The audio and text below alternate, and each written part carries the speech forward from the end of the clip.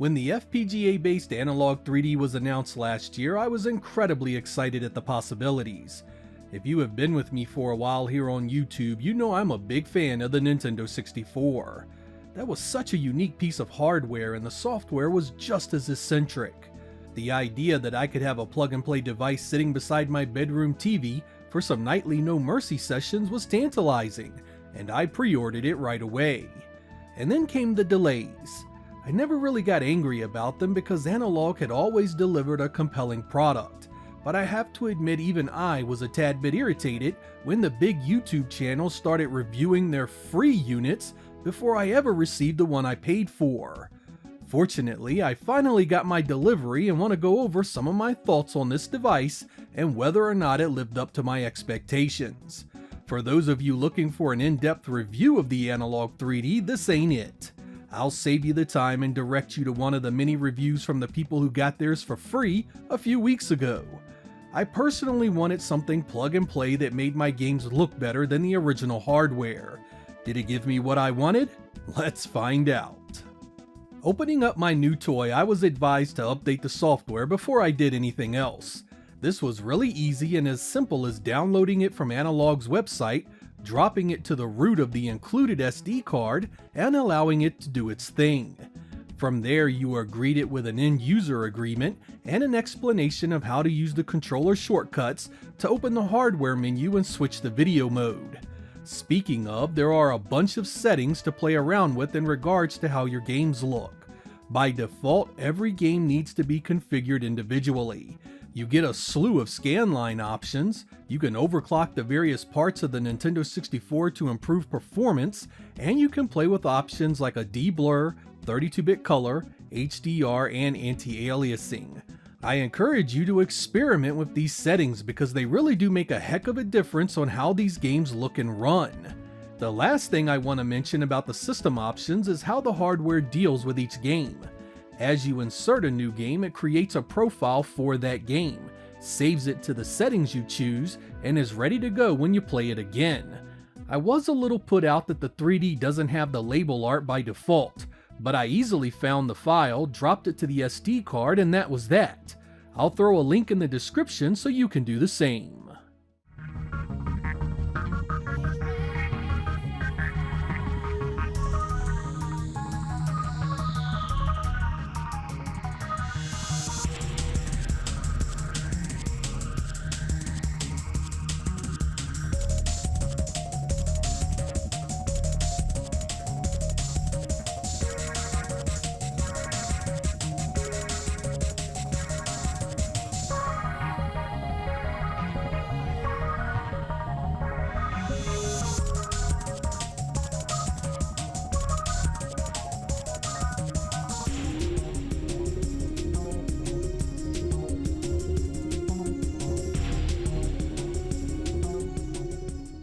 I have been reading that Everdrive compatibility had been missing or problematic in these early units, but my Everdrive worked just fine. This is the version I have right here, and it works every time flawlessly. No matter the game, and I tossed dozens at it, the games would load and play with no problems. I had also heard that you couldn't use any of the overclock features with the Everdrives that did work, and again, I found this not to be the case with mine. I did run into an issue where the screen went wonky using the Unleashed setting, but switching it away from BVM video to PVM video fixed that and the games ran fine. Fortunately, the maker of the Everdrive released a new update that fixes many of these issues, so be sure to read up on it if you're having problems. While I have your attention, I figured I'd show you some games running with the settings I landed on to get the image I wanted. First off, I was rather impressed with the filters available here. I am usually one that hates any form of fake scan lines, but here, they actually work. The screen isn't overly dark and they do indeed add a nice CRT style presentation.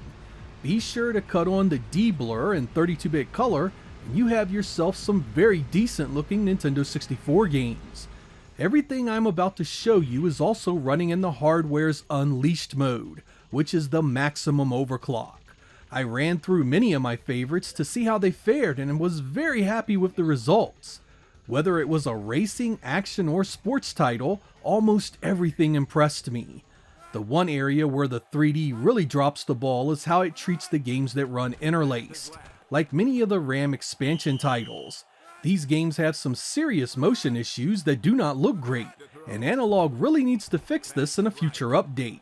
This product is far too expensive to have an issue like this.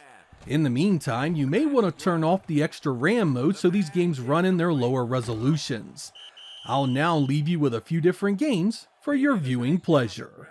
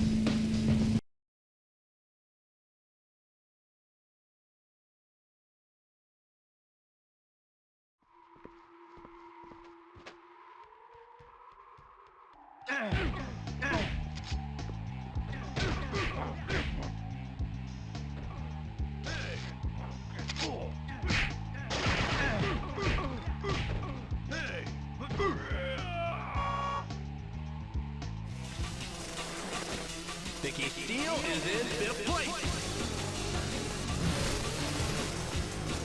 Jim Rivers moves up to third place.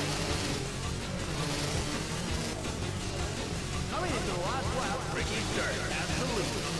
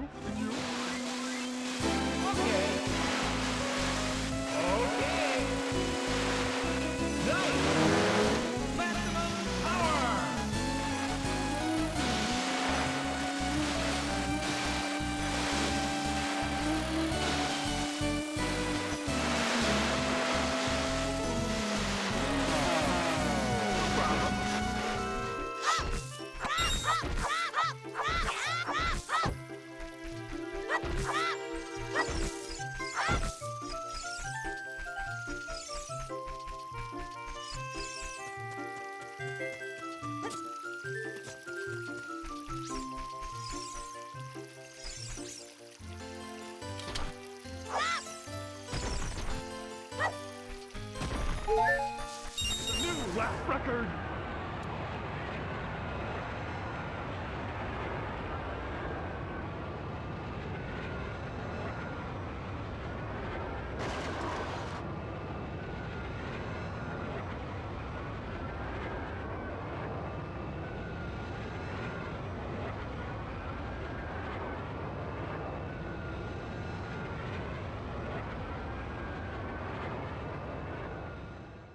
I want to take a moment and offer you all the advice of cleaning your game cartridges.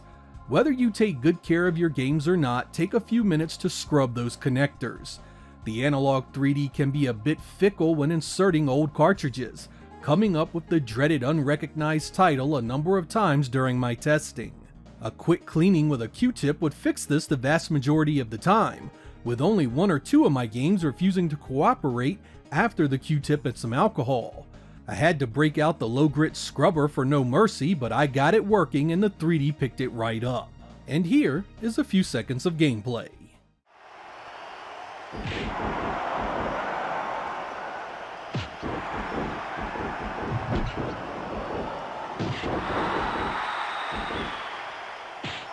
One, two, three, eliminated.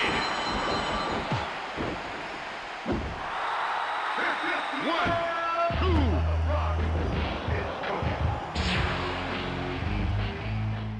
So you've seen the games running with my settings and you know why I wanted the product. The big question is, did it satisfy my expectations? Absolutely. Not only did these games look great, many of them also perform better. And you can imagine my shock when I actually enjoyed having the scan lines front and center. I was a bit let down by the way it treats interlaced video, and I was also hoping there would be an option to allow internal upscaling, but outside of that I'm very happy with the end product. It plays everything I wanted to play great, and it was compatible with my Everdrive without me having to do anything extra. Now that this thing has proven itself, I think I'm gonna get one of those 8-bit controllers for it, so I can have a completely wireless solution when it goes in the bedroom. Whether or not the Analogue 3D fits into your needs is likely going to come down to your appreciation for the Nintendo 64 library and the desire for the FPGA features I mentioned in the video here. Many of you will be fine with emulation, and there are other options out there if you have the motivation to do some research and do-it-yourself tinkering. For me, I wanted something that just worked out of the box and was completely headache-free to play my Nintendo 64 games on a modern display, while looking fairly decent in the process. The Analogue 3D lived up to that billing and is definitely worth a look. I'm Sega Lord X, thank you guys for watching, and I will catch you next time.